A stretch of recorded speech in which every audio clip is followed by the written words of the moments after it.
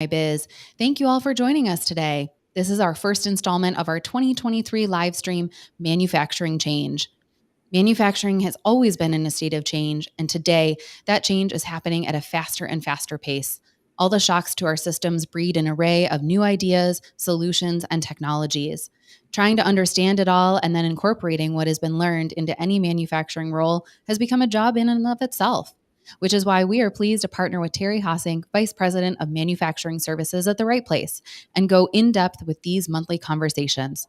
Our purpose is to highlight best practices that offer you direct and actionable solutions and introduce you to supportive folks offering their know-how and can-do attitude to tackle the most pressing manufacturing issues. Terry, it's great to be with you. Hey, Justine, great to be here. Before we bring in our panelists today, I'd like to remind everyone that we are recording today's session.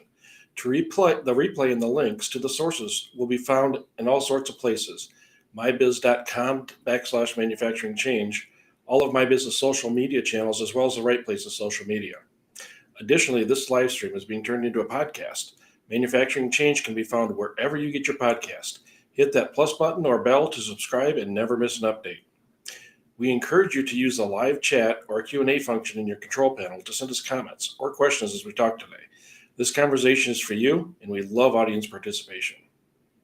All right, so let's bring in our panelists. We've got Doug Saunders from Flexico. Good morning, Doug. How are you? Good morning, Justine. Good morning, Terry. How are you both doing today? Good. Glad you could join us. Thank you. I'm glad for the invite. Yeah. So Doug is a friend, been working with him for a long time. Doug has got 35 plus years at Flexico in a variety of roles. He started in production and worked through management. He's working both locally and globally for Flexico to collaborate implementation opportunities for improvements and regional localization. So huge bio. We're not going to read it all, but so glad, Doug, that you are here with us. I feel like every time we have a conversation, I'm like, my mind is blown. I have so much new manufacturing knowledge. Always a pleasure. Yeah, thank you. All right, Terry, kick us off. All right, to kick off this year in our new format, we're going to jump into a tough topic for today's manufacturers. It's about retaining employees and how the company culture directly impacts that retention. A few statements about culture I want everybody to keep in mind as we learn from Doug today. The first is from the Harvard Business Review magazine. Culture expresses companies' goals through values and beliefs. It guides activity through shared assumptions and group norms. Culture is a tacted social order of an organization. It shapes the attitudes and behaviors in a wide-ranging and durable ways. It is shared, pervasive, enduring, and implicit. Similarly, the people at Gallup define the culture quite simply as how we do things around here. Everyday behaviors that get the things done that need to get done. So, Doug, Flexico has basically zero turnover. What do you see as driving that? Really, it's the people that work here. We have a great group of people here. We have a culture that is people-centric. People are the center of our success. We know that. We're part of it.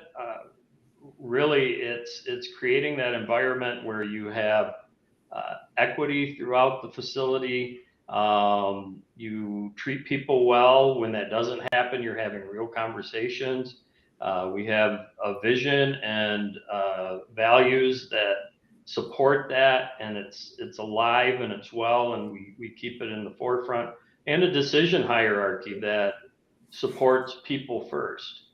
That creates a culture where when we do have openings, we've got family and friends that are asking their family and friends to come in. Something you won't get if they're going home at the end of the day and saying what a terrible place I work at and what terrible people I'm working with. I've noticed that there. Yeah, I was going to say, so Doug, Terry mentioned this idea that culture sometimes can be very elusive for people, right? It's that kind of implicit way of doing things, right? So, and it sounds like Flexico has actually found a way to make those implicit things actually very explicit, right? You are living that culture, those values every day. Do you have maybe some specific behaviors or examples of how this is happening on a daily basis?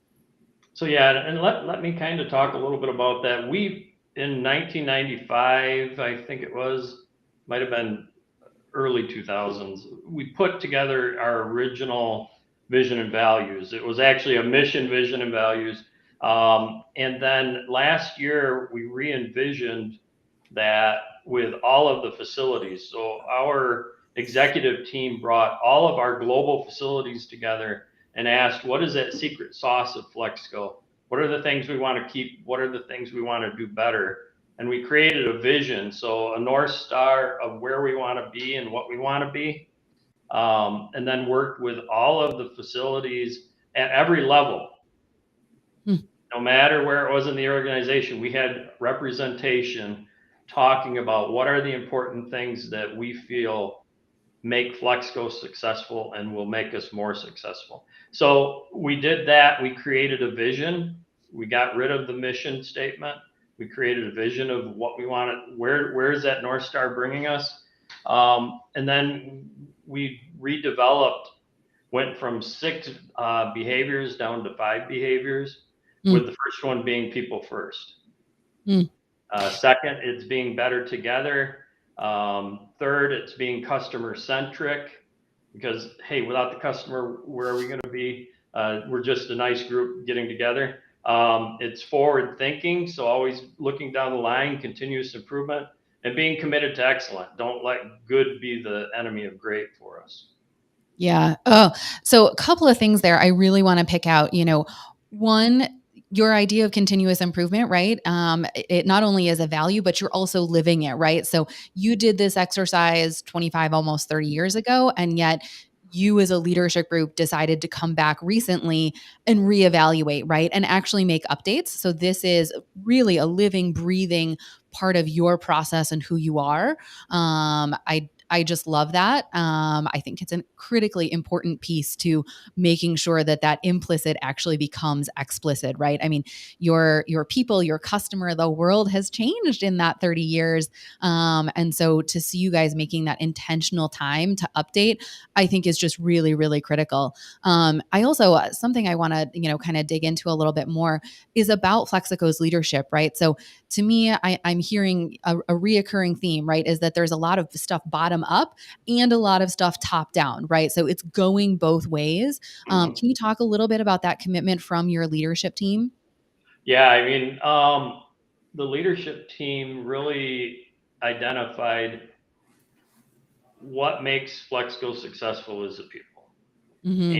And in order to ensure that that continues, we have to create a culture, maintain a culture, sustain a culture that supports the people. At the end of the day, we have to make money too. We have to be able to pay the bills and keep the lights on. And really, that comes from all of the activities of creating the right set of culture and creating a culture in which people can grow and thrive and develop not only themselves but their environment, which is this. Mm-hmm. We do have, you'll go through the building, you'll see the banners on the wall of our vision and our behaviors. That's not what makes it alive. We have the leadership that's getting together on a regular basis and talking about how are we doing, what are we doing, what more do we need to do. We have an cultural ambassador network globally at each facility that is putting together activities for each of the behaviors and helping for education and examples. And it's living it. And it's when we're not living it, it's being real about it and having those sometimes difficult conversations to say, look, here's where we're at, here's where we want to be. How are we together going to get there? Yeah, like recognizing that there is a gap, calling it out, and figuring out like, okay, how are we going to cross the chasm? Yep. Yeah, that takes a lot of vulnerability and honesty. I love that. And for folks at home who are either listening or watching this, I want to pick on one more thing really quick before I let Terry jump in, because I know he's just chomping at the bit to do so. Doug, I know that MiBiz has written about this before, but you're actually sitting in your new facility. Can you talk a little bit about the process of developing that facility? I think it's a really important way that you guys have exemplified your culture. Yeah, so we are in a new 330,000 square foot high tech state of the art facility that was envisioned by our employees and our employee group. So we were originally going to try and build on yet a third time onto our Oak Industrial Building, which a lot of people are familiar with if you're in West Michigan. Flexco's been in West Michigan since 1908. So we've stuck around here for quite a few years. And what we did was got together with everybody and said, look, we have a clean slate here. We've got a green field, literally a green field. What do we want to do to be more successful? How can we collaborate better? What does that look like as far as sharing equity in the facility? And we took all of those ideas, they're called charrettes. It's the progress or exercises a charrette. And we took all these charrettes and we put them together and started getting designs going with Progressive A&E, working through Pioneer, who helped us envision that and develop this facility, then bring it back to the group and say, okay, how close are we? Do we need to make some changes? What needs to happen? And then once we got the shell figured out and the locations, then it was the departments that helped organize what is it going to look like in these spots. What do you want it to be? What's going to work for you? What's going to make you the best person you can be from an environment standpoint at this facility? So it was extremely collaborative, and everybody loves this place. I've not heard one person say, wow, geez, I wish we did this. I wish we did that. It turned out right, and it turned out right because everybody put their ideas and philosophies into it. Yeah, I can't think of a better way to make your culture as explicit as like, let's build a physical new building, right? I got to ask though, did you hand out roller skates to everybody once you opened? That's a lot of square footage you got there, Doug. It's a fair amount of square footage. I will say that through continuous improvement through the years, once you're in a space, things don't move that much. So you don't have to go 700 feet this way to bring product. It's little moves. But it does help us with our wellness points because walking through there, I get a lot of steps each day. Excellent. Excellent. I love to hear it. There's always a silver lining when I talk to you, Doug. So I want to turn it over to Terry here for a few minutes. I know Terry is really passionate about one particular topic as it pertains to culture, and that's the idea of retaining employees, right? So we hear so much these days about the game of attraction and getting people into your organization. But I know that Terry has a particular passion about culture and using that to retain your employees. So Terry, take it away.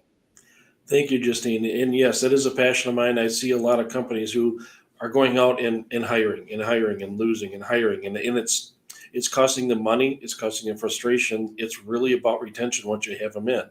We've talked about some of your culture. Are there other things, Doug, that Flexco does that works on retaining employees?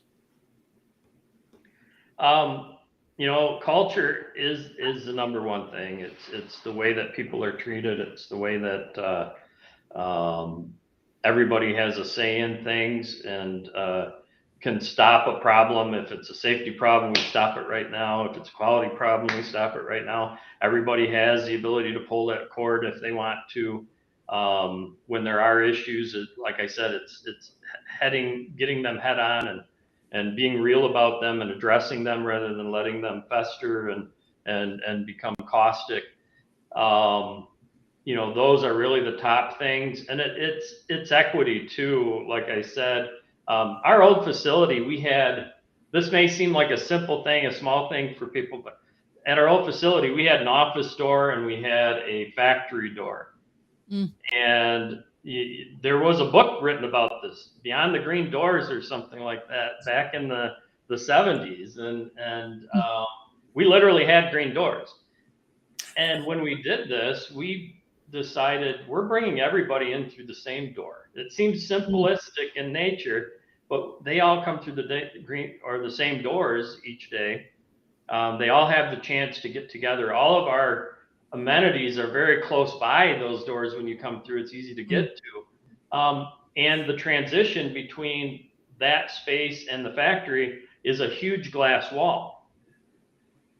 And it was very deliberate that we wanted to make those transitions much more clear, much more seamless as it goes through. And it's details. Some of it are details that you do just to create that equity, and that equity helps to make it an inviting work environment.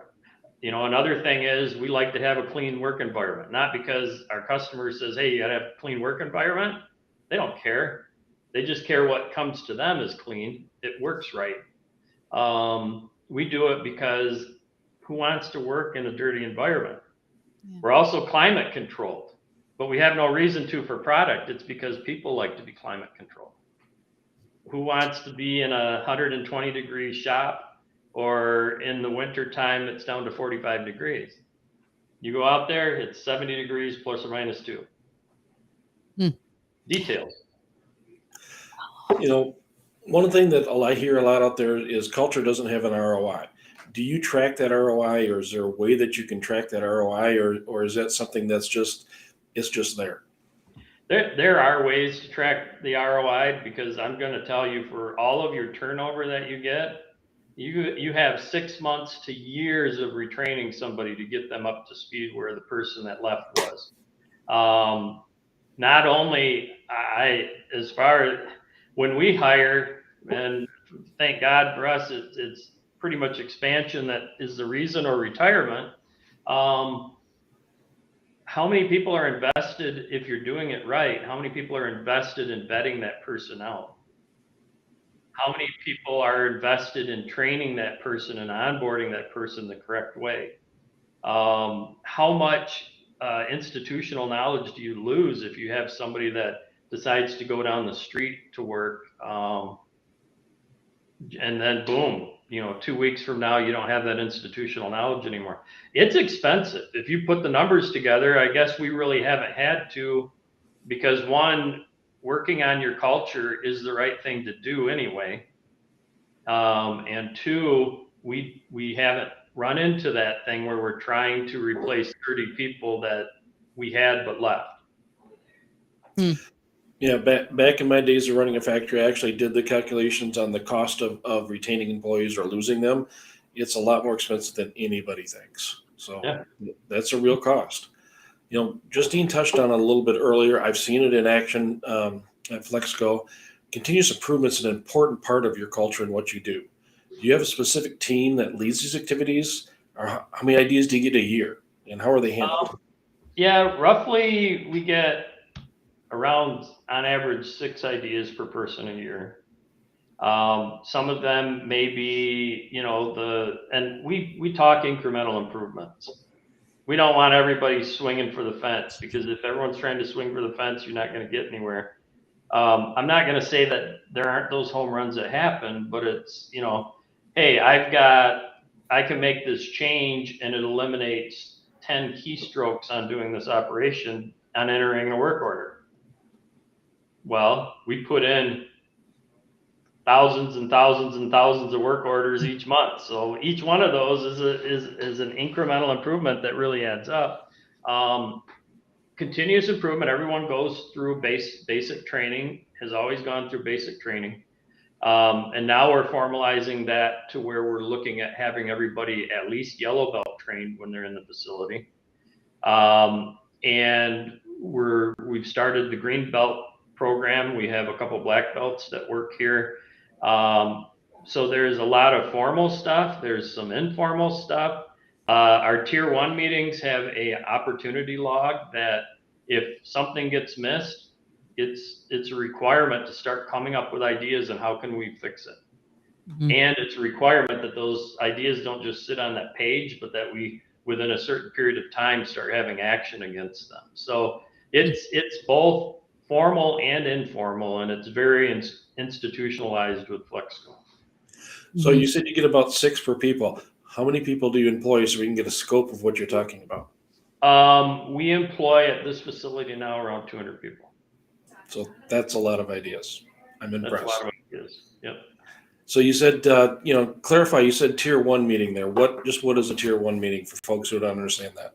Yeah, sorry about that. So a tier 1 meeting is kind of that morning huddle around your KPIs, your key performance indicators, which for us is safety, quality, delivery, and cost, in that order at all times. When I talked about the decision hierarchy, if it's a safety thing, that trumps everything. The only thing behind that is quality. Quality thing trumps delivery, and it trumps cost. So if there's a quality issue, safety issue, that stop. We don't care if we're going to miss orders for customers. It's about the people, and it's about, in quality wise, it's about the customer getting the right thing, right? Let's not get it to them on time and have it not be what they want. So they go through that hierarchy, and we score that. If you measure something, it tends to get action. Things, involvement's also measured on there, and that's where we get into the continuous improvement activities and the opportunity logs. And that happens with all of the employees in their department at the tier 1 meeting. And then any opportunities that come from there go to the tier 2 meeting, which is the managers getting together and saying, okay, here's how the departments have done. Do we need shared resources? Can we get those from somebody? Does somebody have them available? Here's some opportunities. We have ideas. Do you have ideas? And just carrying that process on along the way. Cool. I know, Justine, you're begging for a couple more swings there, so I'm going to hand it back to you. Oh goodness, we know each other too well. Man, so I kind of want to put a finer point on this, because we're kind of winding down our time. I want to, address some Q&As here in just a moment. A bit, Doug, if I were to sum up, the last 22 minutes we've been chatting, to me, it seems as if, one, Flexico has the benefit of being a longstanding company, right? Early 1900s. So you've got some wisdom there that you can draw on over the years. But it sounds as if Flexico is really committed to working through that complexity to get to the simplicity on the other side, right? Like KPIs, right? You knew them off the top of your head. You knew in what order they go, and you're using that as a decision-making matrix, right? And it sounds like everybody who works at Flexico also can say it that fast and knows what it means and can use it as the same decision-making matrix, right? So getting to that simplicity on the other side of complexity, I feel like is maybe the tagline I want to use for this today. Yep. Yes? Okay, awesome. Yeah, it's being consistent and living them and doing it across the board. We'll have our CEO walking around, and he'll be like, okay, well, what about this? Okay, where is that on our decision hierarchy? Mm-hmm. We need to stick to, so we're being, Tom Weak is saying it, up here, and I'm saying it down here at the bottom. It's, I hear that decision tree used in a lot of manufacturing companies. Very few of them actually do it the way you guys do it. So congratulations to you. Thank you. Yeah, absolutely. Well, and I can imagine if I were a person working at Flexico, which, someday if things don't work out for me, I might just do that. I can imagine how freeing and how reassuring that may be for a lot of people in that, like, okay, I'm not out there floundering trying to figure out what's important, what's not important. How do I make the right decision, right? I mean, I would say 99% of the people I run into want to make the right decision, right? And want to do well for the company, right? So you've given everyone the tools to do that, which I think is incredible.